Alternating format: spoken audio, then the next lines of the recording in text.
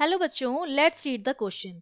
The question is an ideal monoatomic gas is taken from A to B by the following three ways P, Q and R as shown in the given PV curve. ठीक है, P जहां पर हमारा pressure है, V हमारा volume है और यहाँ पर हमने A से B तक किसी गैस को लेकर जा रहे हैं. इसके लिए हमारे पास तीन वेज हमने लगाए हैं. एक P से लेकर जा रहे हैं, एक Q से लेकर जा रहे हैं और एक R से लेकर जा रहे हैं.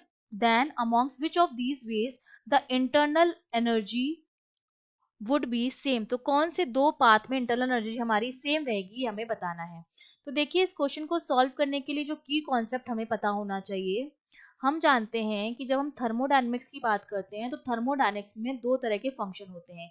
एक आपका होता है स्टेट फंक्शन और एक आपका होता है पाथ फंक्शन. स्टेट फंक्शन का मतलब होता है कि वो वेरिएबल्स जो डिपेंड करते हैं इनिशियल और फाइनल स्टेट पर, इनिशियल एंड फाइनल स्टेट पर, जो केवल इनिशियल और फाइनल स्टेट पर डिपेंड करते हैं और पाथ पर डिपेंड नहीं करते हैं. ये क्या होते हैं? पाथ इंडिपेंडेंट होते हैं.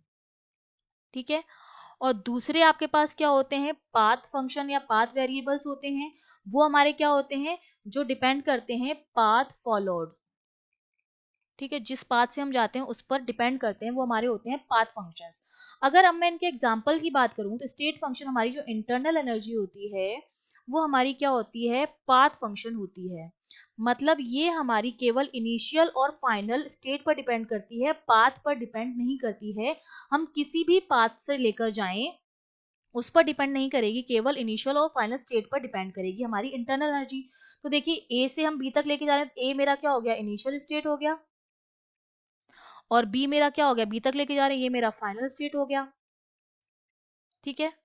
तो जब मैं पी प्रोसेस की बात करूंगी, पी वाले वे की बात करूंगी, उसमें भी मेरा इनिशियल ए है और फाइनल जो है वो बी है. ठीक है.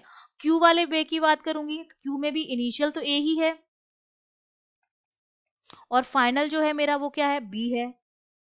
और अगर आर वाले की बात करूं, आर वाला जो वे है मेरा, उसमें भी इनिशियल मेरा पॉइंट ए ही है और फाइनल पॉइंट मेरा क्या है? बी है.